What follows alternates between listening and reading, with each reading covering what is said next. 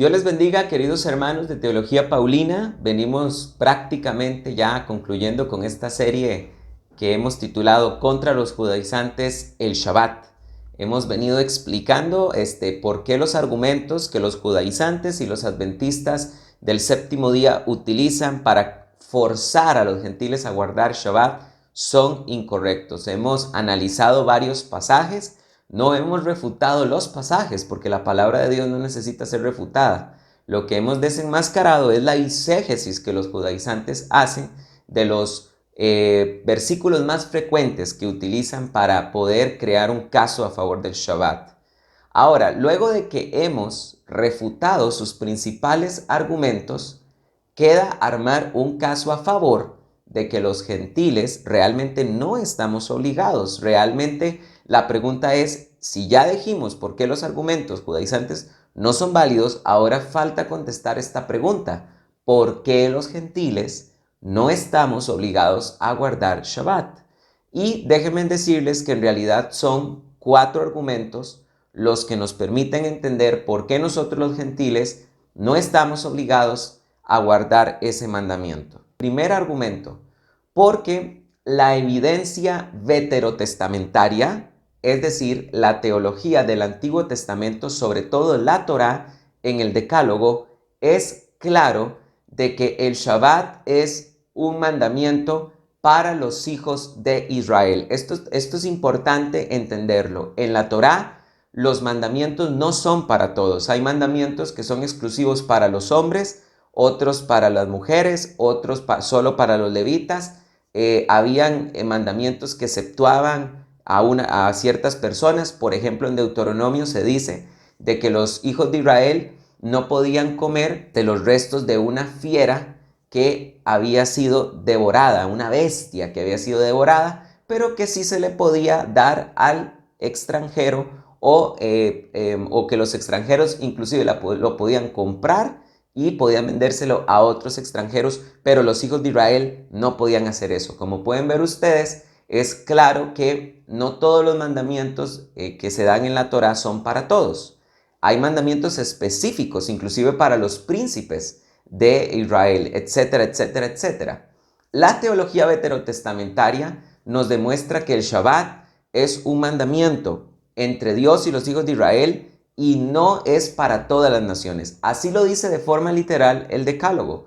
Éxodo capítulo 20, del 8 al 11, en su parte final de este pasaje se dice que el que tiene que guardar Shabbat es tú, tu hijo, tu hija y, dice la Biblia, el extranjero que vive entre tus ciudades. Es interesante esto porque aquí la palabra hebrea que se usa es ger, que significa extranjero. Solo un gentil que tenga condición de extranjero entre las ciudades de Israel era el único que estaba obligado a guardar Shabbat. Por lo tanto, la teología veterotestamentaria es más que clara y Jesús no la cambió.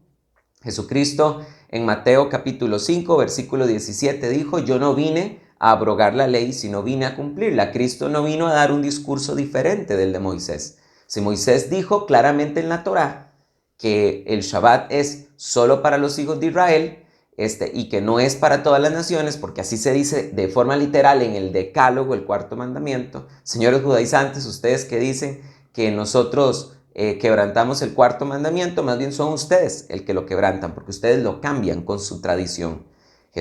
Moisés dijo claramente, es para los hijos de Israel, solo el extranjero que vive entre ustedes lo deberá guardar, y ustedes con su tradición anulan el mandamiento. Bien habló Isaías de ustedes, este pueblo me honra de labios, pero con sus tradiciones enseñan sus tradiciones como mandamientos de hombre. Entonces, la teología veterotestamentaria es clara. El Shabbat es para los hijos de Israel y no hay un cambio de discurso en la teología neotestamentaria, la del Nuevo Testamento. No hay un cambio de discurso.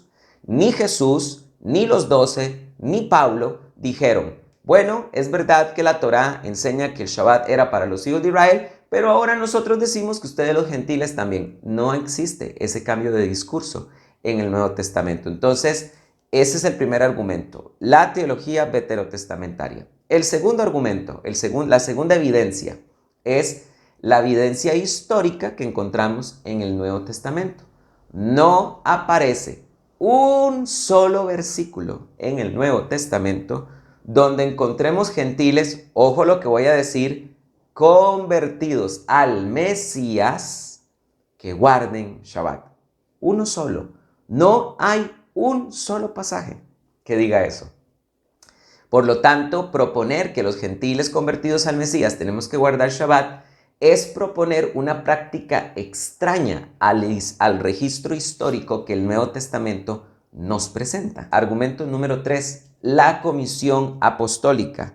Los apóstoles en Hechos capítulo 15 discutieron si los gentiles tenían que guardar las leyes ceremoniales o no. Escúchenme bien, aquí nos estaba hablando de si los gentiles debían comprometerse con los mandamientos morales y espirituales. Ahí eso no se estaba discutiendo. Cuando nosotros leemos las cartas pastorales, las cartas paulinas y las cartas de los demás apóstoles, está claro que los apóstoles nos piden a nosotros, los gentiles, que tengamos un compromiso moral. Pablo dijo en Romanos capítulo 6, versículo 1, digo pues, ¿andaremos en pecado para que la gracia abunde? De ninguna manera. Entonces, aquí no se está discutiendo si los gentiles deben guardar mandamientos morales o espirituales. Eso no se está discutiendo porque está más que claro que los gentiles han sido llamados por el Señor a hacer estas cosas.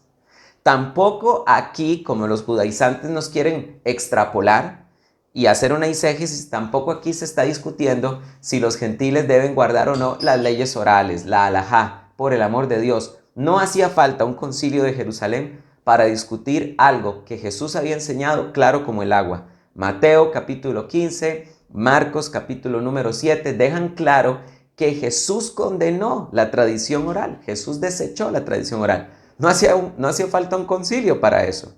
¿Qué se estaba discutiendo en Hechos capítulo número 15? Se estaba discutiendo que si la Torá tenía poder salvífico, porque en Hechos capítulo 1, versículo 1 encontramos que unos judaizantes proponen que es necesario circuncidarse para poder ser salvos. Y en Hechos capítulo 15, versículo 5, encontramos otro grupo de judaizantes del orden de los fariseos que proponen que los gentiles se deben de circuncidar y guardar los mandamientos. Punto. Nunca dijeron que esas cosas eran para salvación. En el siglo I los judaizantes, habían judaizantes de dos tipos. Los que enseñaban que la Torá era necesaria para salvación y los que no enseñaban eso, no enseñaban que la Torá fuera necesaria para un tema salvífico, pero sí enseñaban que la Torá, vuelvo a repetir, entiéndase aquí como mandamientos ceremoniales, eran una obligación de parte de los gentiles también. Los apóstoles fueron contundentes. En Hechos capítulo 15, versículo 19, los apóstoles dicen, esta es la opinión de los apóstoles, por lo cual yo juzgo que no se añadan dificultades a los gentiles que se convierten a Dios, sino escribirles que se abstengan de las contaminaciones de los ídolos, de la fornicación y de lo estrangulado y de la sangre. Eso es lo que los apóstoles concluyen cuando discutieron si los gentiles debían de guardar las leyes ceremoniales o no. No estaban los apóstoles diciendo, olvídense de todos los mandamientos y solo sigan estos 4, porque vuelvo a repetir, los mandamientos morales están más que claros en las cartas paulinas. Pablo dice que los fornicarios, los adúlteros, los borrachos no heredarán el reino de los cielos. En cuanto a los mandamientos espirituales, Pablo nos llama a olvidarnos y alejarnos de los ídolos y no tener parte con los demonios. Pero cuando Pablo viene y dice, guarden Shabbat, circuncídense, cuando Pablo dice, guarden las fiestas, guarden las leyes dietéticas, esos temas ceremoniales, nunca Pablo lo pide, ni lo pidieron los apóstoles. Entonces, la conclusión de Hechos capítulo 15 de los apóstoles es, los gentiles no deben guardar estas leyes ceremoniales. Y ni me salgan con la eisegesis, por favor, de Hechos capítulo 15, versículo 21, donde ustedes enseñan que los apóstoles dijeron que tienen que ir los gentiles a guardar Shabbat en la sinagoga y ahí aprenderán Torah, porque el pasaje no dice eso. No dice eso, lo voy a leer para que les dé vergüenza. Porque Moisés desde generaciones antiguas tiene en cada ciudad sus predicadores, puesto que es leído en las sinagogas cada sábado. Eso es lo que dice el pasaje de forma literal. No dice que los gentiles tienen que ir a guardar Shabbat ni mucho menos dice que ahí aprenderán a guardar Torah, entiéndase como leyes ceremoniales. Entonces, tercera evidencia era la comisión apostólica. Cuarta evidencia y la última, el consejo paulino. Cualquiera que estudia la epístola a los romanos sabe que la iglesia de Roma es una iglesia muy interesante porque es una iglesia mixta. Cuando Pablo escribió la epístola a los romanos, la iglesia era mayoritariamente gentil porque la gran mayoría de los judíos mesiánicos habían sido expulsados por orden de Claudio, pero obviamente tuvieron que quedar algunos. Entonces, esta era una iglesia en donde convivían judíos mesiánicos y gentiles convertidos al Mesías. Entonces, Pablo dice lo siguiente, con respecto a los temas de los días. Romanos 14:5. Uno ciertamente considera un día superior a otro día. Pregunto yo, ¿cuál será el día que se considerará superior a los otros días? Por supuesto que el Shabbat, porque era un mandato para Israel reposar en Shabbat. Pero otro considera igual todo día. Cada uno esté plenamente convencido en su propia mente. El que tiene estima del día, lo tiene en estima para el Señor, y el que come para el Señor porque da gracias a Dios, y el que no come para el Señor come y da gracias a Dios. Pablo nos enseña que dejemos tranquilo al que considera el día un día superior a los demás, entiéndase Shabbat. Los judíos mesiánicos guardan el Shabbat como un pacto perpetuo, déjenos tranquilos. Ese es el consejo apostólico. Y después Pablo se refiere a nosotros los gentiles, el que considera todos los días iguales, déjenlo tranquilo. Cada uno esté plenamente convencido en lo que cree y que ninguno de los dos exija la conversión del uno hacia el otro. Que el gentil no le pida al judío mesiánico que se olvide del Shabbat. Que el judío mesiánico no le pida al gentil que guarde Shabbat. Así es, ese es el consejo paulino. Entonces, estas son las 4 razones por las cuales nosotros no guardamos Shabbat. Queridos hermanos, que Dios les bendiga y que tengan mucha paz.